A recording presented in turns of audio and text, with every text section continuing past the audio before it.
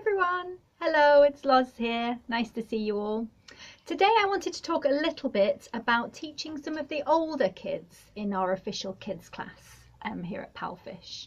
Now, when we first start out with the official kids course, often it's very geared towards the younger ones. When you have your interviews, it's usually geared towards the starter level.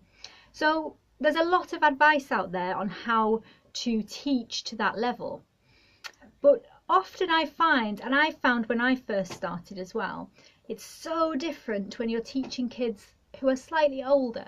So maybe, for instance, age 9 and upwards. When you're teaching the classes with them, although you have the slides and the level that suits their more advanced speaking and more advanced listening and understanding, still you need to be able to teach in a different way. You can't approach it in the same way as you would with a 3-year-old or a 4-year-old. So that's something that we all understand, but when it comes to the practicality of it, it can be a little bit tricky because you have to switch from being one teacher to another teacher to another teacher depending on the levels. So I just wanted to give a little bit of advice from me about things that I use, because I teach quite a few of the older students, some of them up to age 14. So their level is completely different, and the way you approach them in the lesson is completely different. So what I would like to say, obviously there's those big differences in teaching styles. You still have your same personality, you still have, you're still the same teacher, but you have to tailor it to the age, as I've said in previous videos, to the personalities. So you have to really tailor it to make it work, to get the most out of the lesson. With the older kids, one of the things I would suggest is to ask questions. So you have your structure, you have your basic structure of the lesson, and within that, especially with the older kids, they will get through the lesson much quicker. So you'll find you do have time to spend longer in certain parts of the lesson, and within that time you can deviate within the structure to help go deeper with the questions.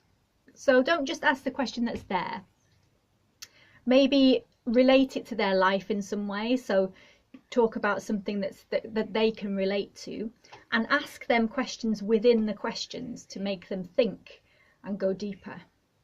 You want them to be using their brains, not just following what you're saying. Whereas with the younger kids, you want to gauge how they are, and you want them to copy you, and you want them to follow you. With the older kids, you don't want that. You want them to be thinking independently.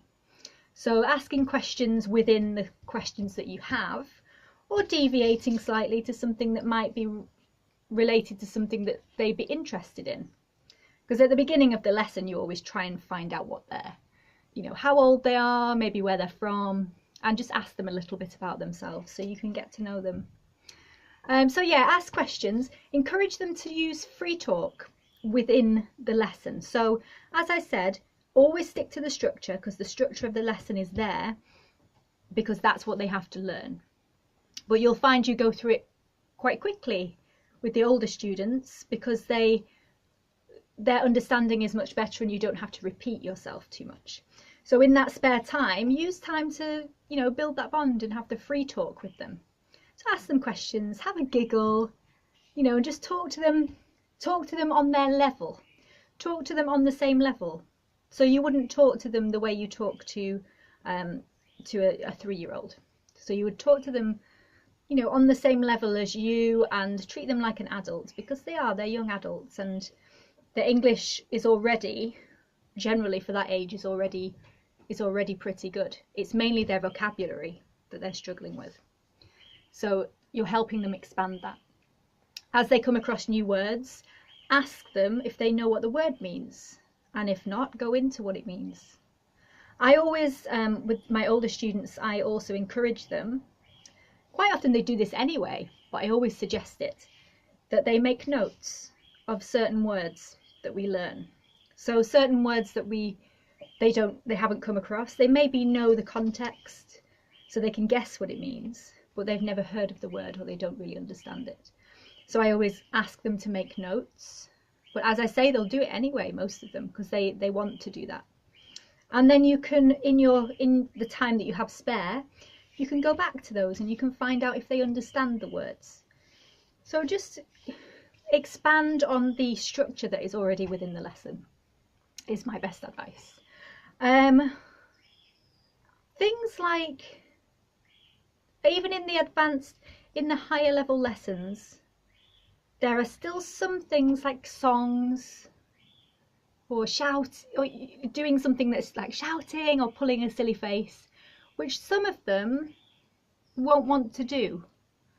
I like to ask if they'd like to do that. So when we get to the song, I like to say, oh, we've got a song here, we can sing it together, or I can sing it, or if you want to skip that part, we can instead use that time to go through your words. And 9 times out of 10 they don't want to do the singing because they find it embarrassing maybe. And then there's nothing worse than me singing by myself, because I can't even I wouldn't really use Barney too much, you know. So it's when I'm singing with the little ones, with Barney, he's kind of my, you know, he's there. I'm not on my own.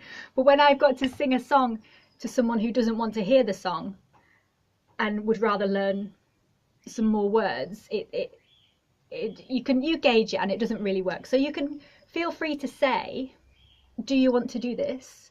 Or would you rather recap some of the words or ask me some questions from today? So use the time in a way that's going to benefit them the most. So obviously, as I always say, stay within the structure because the lesson is there and you have to follow the lesson. That's your job. But don't be afraid to add, and don't be afraid to miss things out that won't work for certain students. You know, all students are different. We can't always have the same thing for each student. So things like singing they might not want to do. So use that time to recap, give them a choice. If you trust them with a choice, then you'll get their trust straight away. If you trust them enough to say, do you want to do this? Or do you want to skip it and do something else? And because you're giving them that option, you're getting them on side, you're treating them like an adult, and you're treating them the way they want to be treated by a teacher. And I find they'll respond really well to that. I love the lessons with the older students because you can have a conversation. And sometimes I love teaching the young ones as well, don't get me wrong, I love it, but sometimes you're craving a bit of conversation. So I always really enjoy the lessons with the older kids as well. So yeah, and that's all I wanted to say really. So just bear in mind, so the differences in teaching for different levels. Make sure you ask them questions, so go deeper, ask them questions within questions to push them slightly. Encourage them to ask you questions throughout the lesson. So have conversation, don't let it be just you talking to them and them answering. Have it a two-way conversation. I encourage note-taking, is a good thing. Talk to them on the same level, and don't be afraid to skip things like songs if they're not feeling it and they're not really wanting to do it, because you don't want to push them to do something like that if they'd rather be learning the words.